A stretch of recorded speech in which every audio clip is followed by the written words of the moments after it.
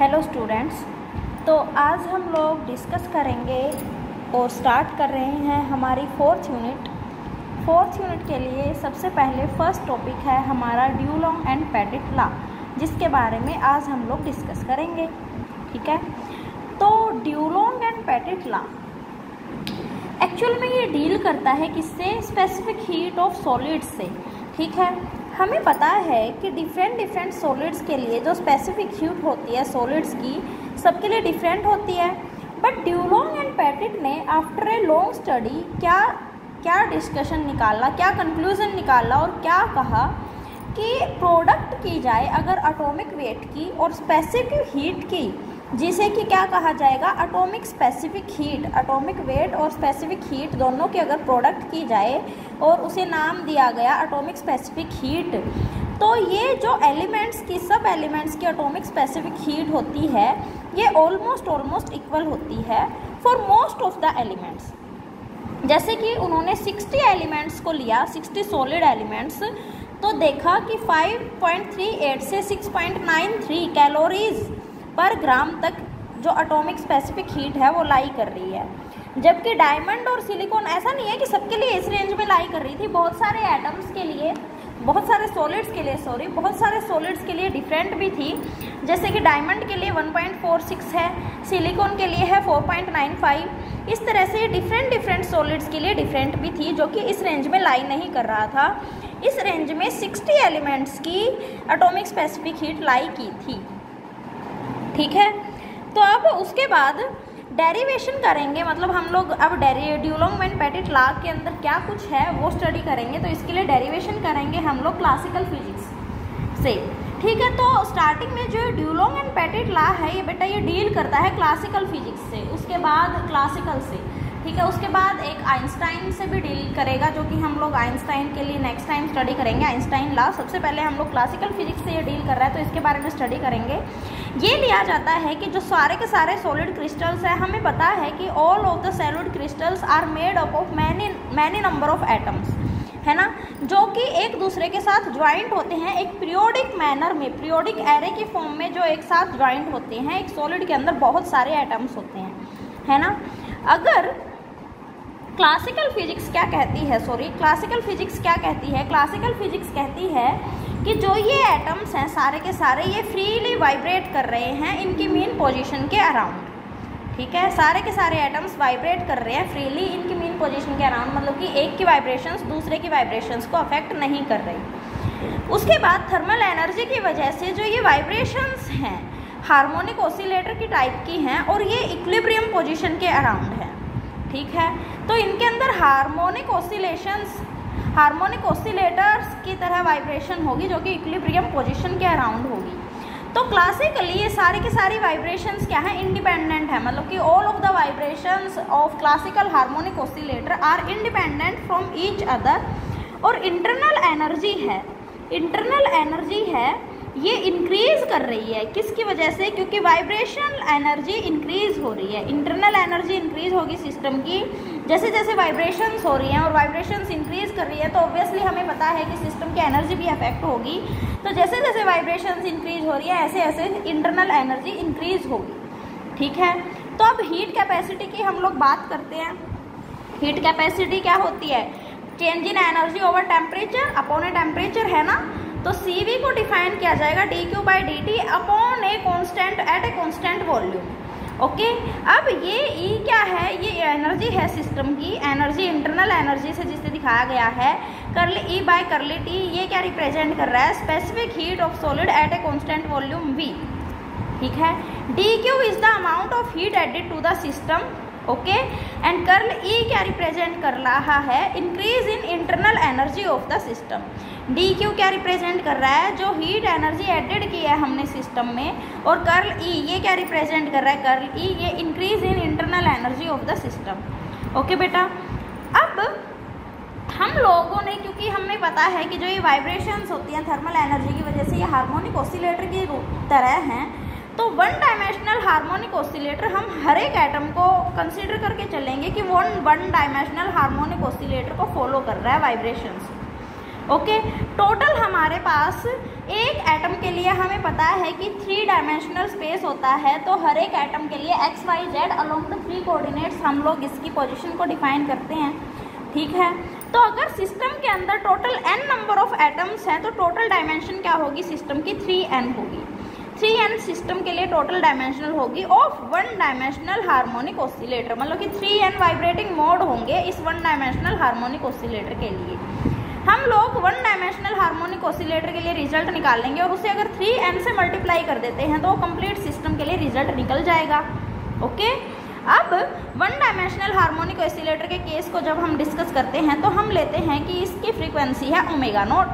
Okay, तो total energy है जो सिस्टम की E, इसके हम लोग लिखेंगे kinetic energy plus potential energy के इक्वल होगी।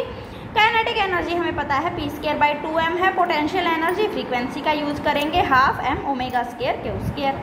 ओमेगा नोट से मैंने इसे रिप्रेजेंट किया है 12m omega naught square Q square, this is potential energy. अब अगर ये कंसीडर किया जाए कि इस सिस्टम के अंदर जो ये ड्यूलोंग एंड पेटिट लॉ है, Maxwell Boltzmann energy distribution law को, जो कि क्लासिकल एनर्जी पे ही डिपेंड थी, उसके ऊपर डिपेंड करता है, तो हम लोग एवरेज एनर्जी निकाल सकते हैं सिस्टम की, है ना।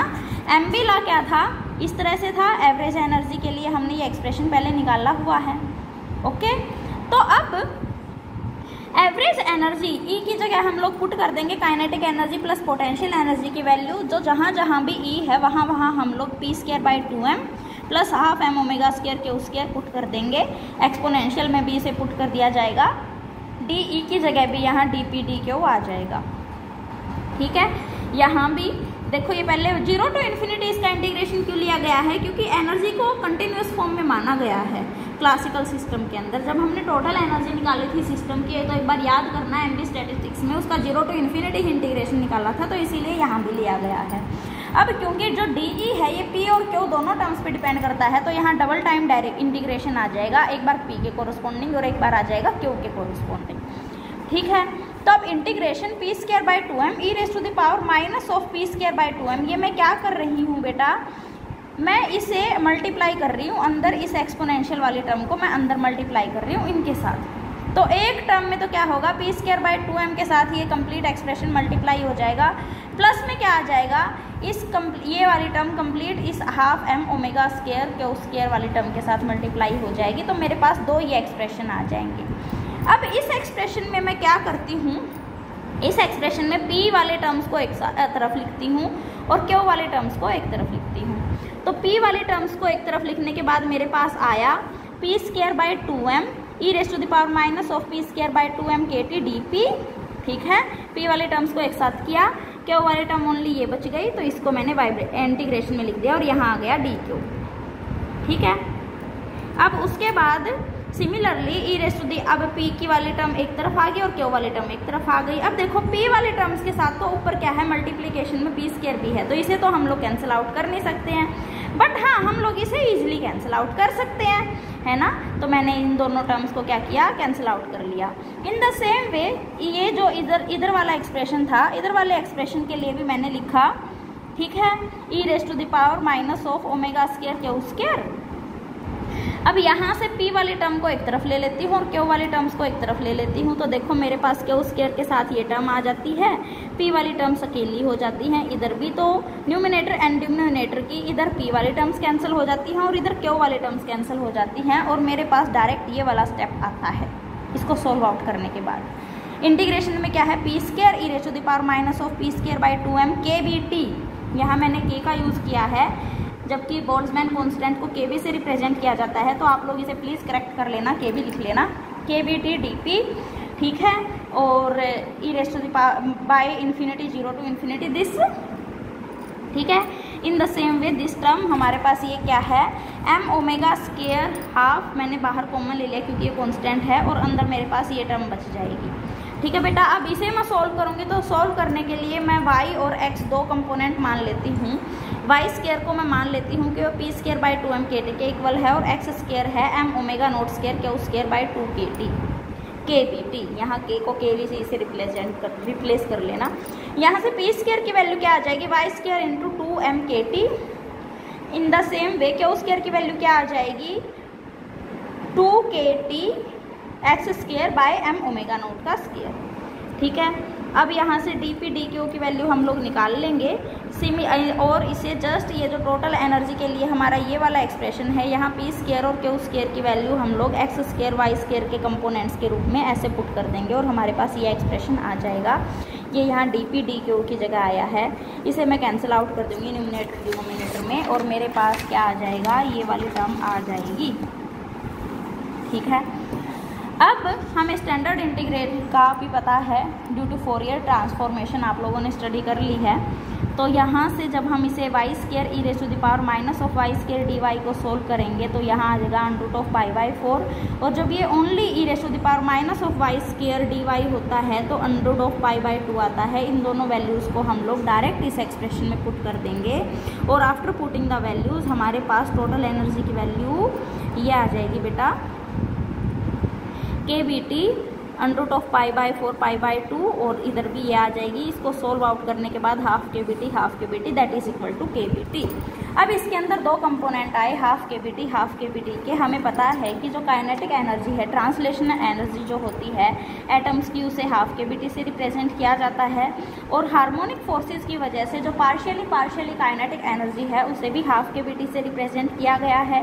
तो जो टोटल एनर्जी होगी सिस्टम की वो होगी kBT, जो कि होगी पर degree of vibrational freedom of such A particle in one dimensional harmonic oscillator. मतलब कि हार्मोनिक ऑसिलेटर वाइब्रेट कर रहा था इक्विलिब्रियम पोजीशन के कोरस्पॉन्डिंग है ना, तो वो जो वाइब्रेशनल एनर्जी है वन डायमेंशनल हार्मोनिक ऑसिलेटर की वो क्या आई, kBT। ठीक है, तो अब टोटल एनर्जी होगी जो सिस्टम की, उसके लिए हमने कहा था कि हम लोग वन डायमेंशनल एक हार्मोनिक ऑसिलेटर की वन डायमेंशनल के लिए निकाल के उसे अगर 3n से मल्टीप्लाई कर देंगे तो टोटल सिस्टम के लिए एनर्जी आ जाएगी। हमने इसे मल्टीप्लाई कर दिया जो कि आ गई 3n kBT, total vibrational energy of the crystal. ठीक है, अगर यहाँ से मैं मोलर स्पेसिफिक हीट निकालना चाहूँ तो हमने क्या किया था, CV = करली E/करली T, मतलब कि इसका डेरिवेटिव करना है with respect to temperature at a constant volume. तो मेरे पास क्या आया, 3n kB। तो ये क्या है, ये जो रिजल्ट है ये है आपका ड्यूलोंग एंड पेटिट लॉ। अब इसको ग्राफिकली रिप्रेजेंट करते हैं। ग्राफिकली जो स्पेसिफिक हीट का डायग्राम है टेम्परेचर के साथ वो इस तरह से है।